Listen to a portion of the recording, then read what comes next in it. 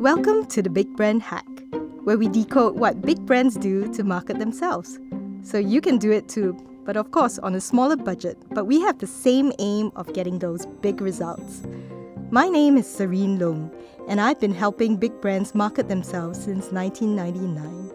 And today, I'm empowering entrepreneurs to do the same.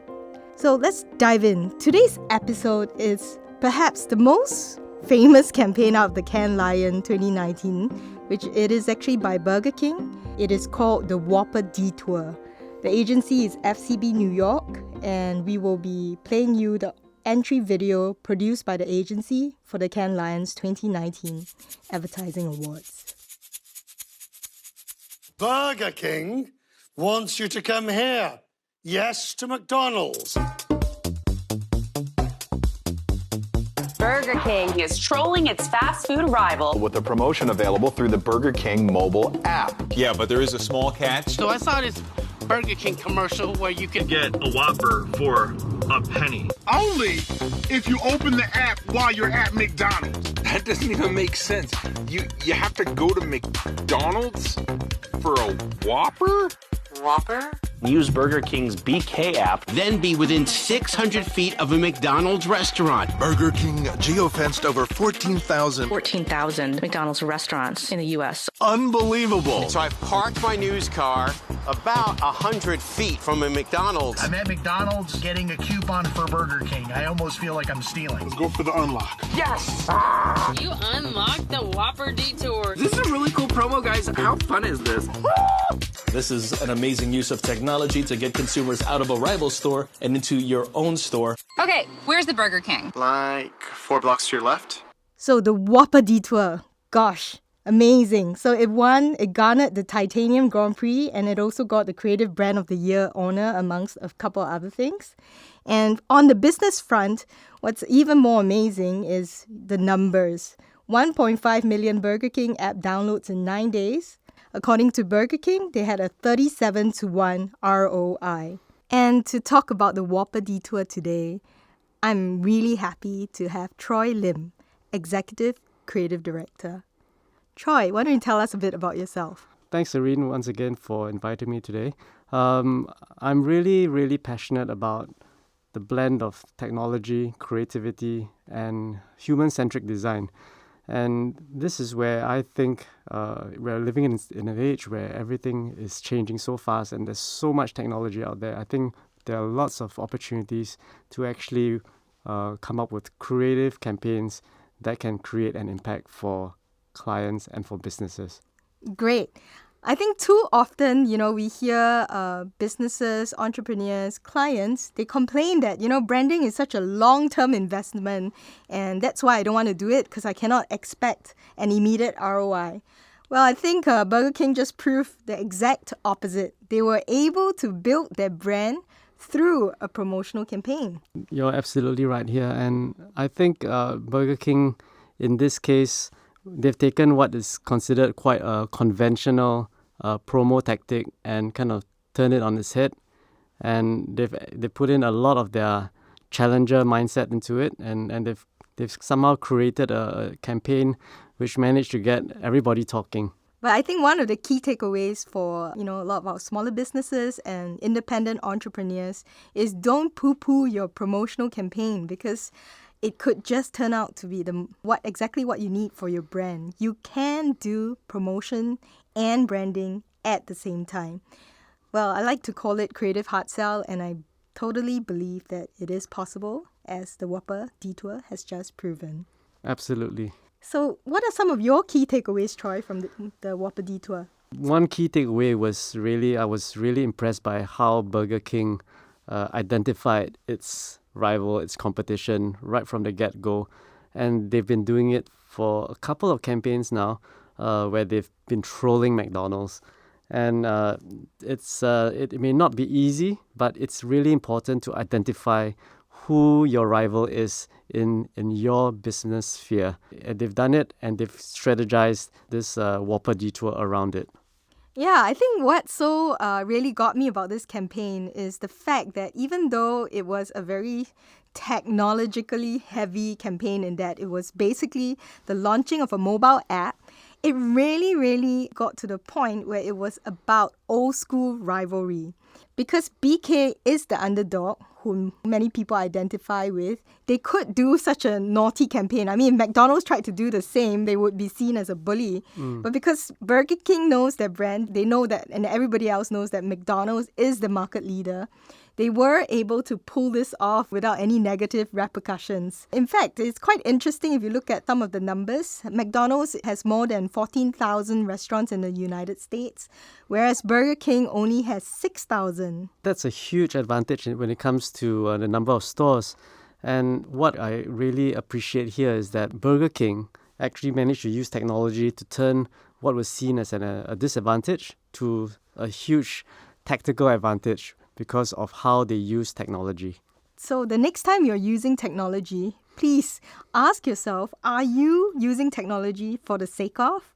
More importantly, are you able to get people to feel something through technology? It can't just be a very cold campaign if you really want to get people to love your brand. Yeah, you really need to think about how do you engage them such that they are almost the ones who help you tell your brand story. The Burger King brand story here was very strong. They've been doing a bit of trolling in previous campaigns and they've been building on it. So it's not a one-off. It's actually a very, very clear part of their business brand strategy. And they've identified themselves as kind of the David versus Goliath. And they've not been afraid to be playful about it. And it really, really shines through, even for tactical campaigns such as this. So, dear entrepreneur, do think about who your competition is. Ask yourself, how can you ethically steal their customers? Could you perhaps make a digital move on them when they step into your competitor's showroom via, say, geofencing? The interesting thing is that even though they've used technology and they've used a very, very kind of attractive carrot of a very cheap Whopper, a penny Whopper, they've not forgotten to engage and involve their customers. And the customers, as you've seen in the case study video, they're actually excited and they're happy to play a part. And what this does is that it actually builds the brand affinity and it also builds the brand. It engages the customers. The customers feel like they're part of the brand. You'll be surprised how far people would go to be part of a brand. I mean, if you think of the average download an app and get a free something type campaign, this is the total opposite. It was counterintuitive. There were just so many steps involved, but their customers loved it because they were part of the story of trolling McDonald's. Can you imagine? What did the customer have to do? They first had to download the app. Then they had to go all the way to within a certain distance of a McDonald's outlet. They got to put in their credit card details, order at McDonald's. And then they had to drive or walk all the way to the nearest Burger King, which may not have been that near. Yeah, to redeem a Whopper.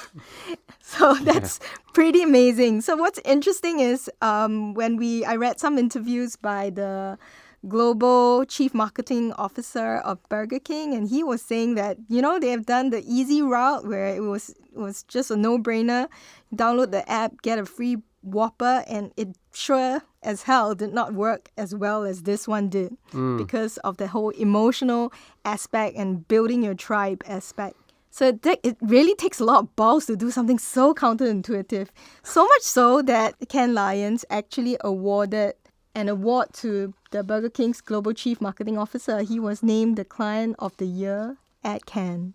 It's also interesting to note that this CMO has been awarded, many times over, and he's seen as somebody who's really visionary in terms of how he wants to take the Burger King brand. And what he has done over the years, he has been quite consistent with many, many other campaigns that are not too different from what you see today with the Whopper Detour. I mean, another campaign that I can think about came out this year as well, which was also an example of prime trolling, was when they got people to actually use augmented reality to burn up a McDonald's ad, right? So you use your mobile phone, you put it in front of a McDonald's ad, and what happens is that the McDonald's ad burns up and reveals a Burger King promotion underneath that. And with that, you can actually claim a equivalent of probably a free burger or a really cheap burger. And people were burning up McDonald's ads all over the town. That's funny. Really cool stuff there. Yeah. I think we've come such a long way from comparative advertising. I remember when I was a kid in the 80s, and what they had was the Pepsi versus Coke taste test on the sidewalk. Nowadays, we are still doing some kind of comparative advertising, but with technology and getting the customers really, really involved at the same time. I think, for once, creatives have to say that technology does help with creativity. It is not, the bane of creativity. Not at all. Absolutely. Well, I think the campaign would not have happened if the client wasn't as ballsy as you mentioned. But also, I think sometimes when we think of promotions, we often neglect the details. So it's really important for any business that's thinking of an activation, whatever the scale, to be able to deliver on your promotional promise. So, you have to check, does your technology work? Does your application work as how it should be? Make sure you test it. Make sure that your staff are also briefed on the promotions, on the details of the promotions. Make sure your logistics are all buttoned down and that you are prepared for any PR that comes out of it, whether it's positive or negative. As in any really, really crazy activation, there's always a slight risk that things may go a bit awry. So do make sure that you plan for any kind of contingency. Yeah, this brings us to another thing that was mentioned, guerrilla marketing. Now, guerrilla marketing has been done, in the last few decades. But right now, with technology, we're seeing a new kind of guerrilla marketing. And at the end of the day, that the ability to surprise people, to get them, really excited about something is still definitely the way to go, even in a very technologically driven marketing campaign. And I think we may feel that, technology is kind of like, sometimes it hampers us because of the way that we are so dependent on how we use our mobile phones and how we engage online. And guerrilla marketing is all about surprising people where they don't expect, where they least expect it. That's so right. This is something that we can always, we have to always look at. Are we doing something just for the sake of it? Are we doing the same old thing? Or is there an opportunity to surprise and to actually provide a little bit of a twist, and give people a little bit of a smile, in their daily lives? I mean, no matter how far technology goes and takes us, at the end of the day, we are human beings. We respond to things emotionally, even though we do back rationalize it logically. So in your marketing campaign, emotion will really trump technology, in my humble opinion. So maybe let's, to make sure this is a really actionable episode, let me ask Troy to kind of round up some of he said so much, has given us so many new insights. If you can just kind of, in a very short couple of sentences, what are some key takeaways? Yeah, so knowing your competition is really important. So knowing where you stand in comparison to your rivals, your business rivals, is really important so you can position yourself appropriately. Another thing to note is, if there's certain technology that you can leverage to turn your disadvantage into an advantage, that would be great. So do keep updated on what's happening on social media, what's available in terms of mobile applications, and what are the tools that you can leverage using digital technology. That would be fantastic. And I think also getting your customers involved in your brand story.